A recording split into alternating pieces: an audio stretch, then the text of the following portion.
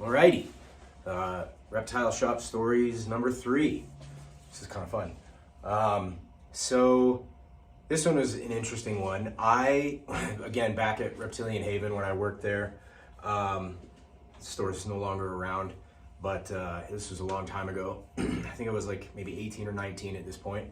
I started working there earlier, but at this particular time in the story, I think I was about 18 or 19. And there was a gentleman I worked with named Bill, great guy, really like a sweetheart of a dude.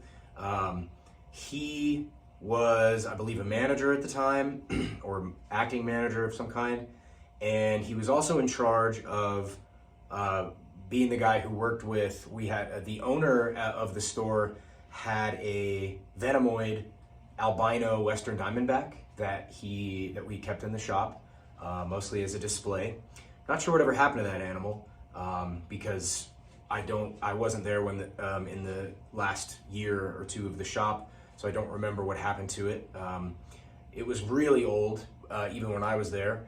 But at any rate, this guy Bill was in charge of dealing with that with that animal, and I remember watching him very carefully run maintenance on that animal in its enclosure, which was pretty cool to watch. It was very educational, good learning experience for me.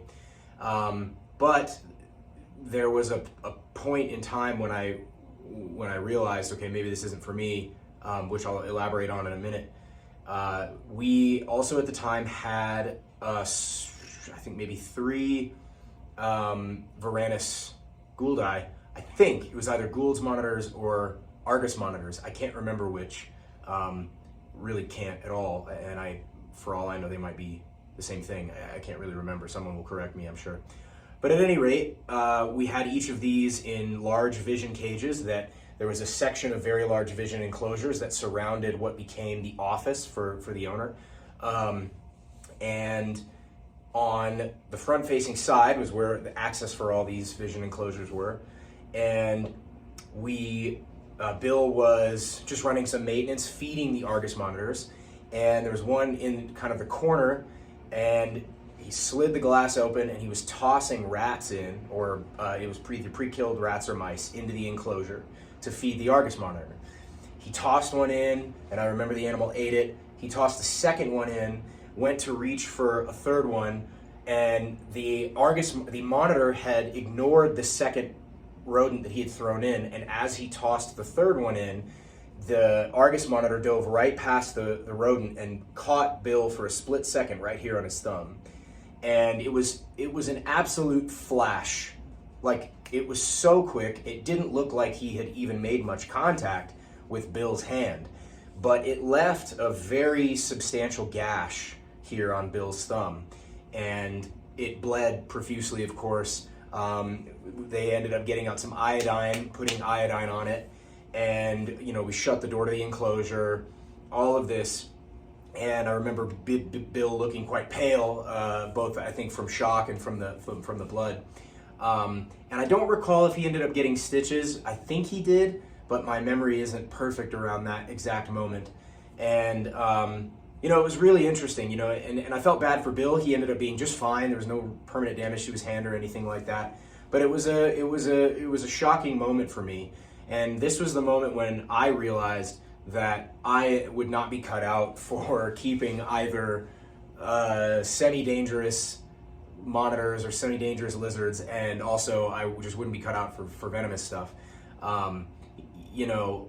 It's not that there's anything wrong with that necessarily, in my opinion, but it just, I realized, like, okay, if this guy who is also in charge of messing with this rattlesnake can accidentally have this happen, right? It wasn't his fault, I think, and it's just sort of one of those things that just happens.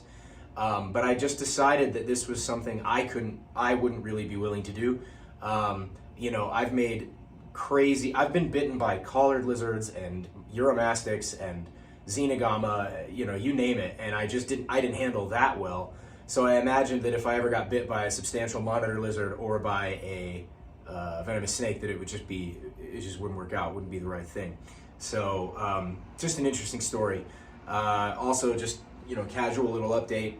These enclosures behind me are Tamura Designs enclosures, and I just got them recently. I'm super stoked about them. These are beautiful, absolutely beautiful constructed enclosures.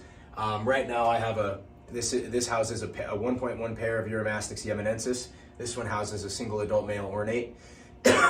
And they're not completely perfect and finished because there's still some arrangements and things I want to change inside the enclosures to make them a little more visually interesting, to make them a little bit better for the animals inside.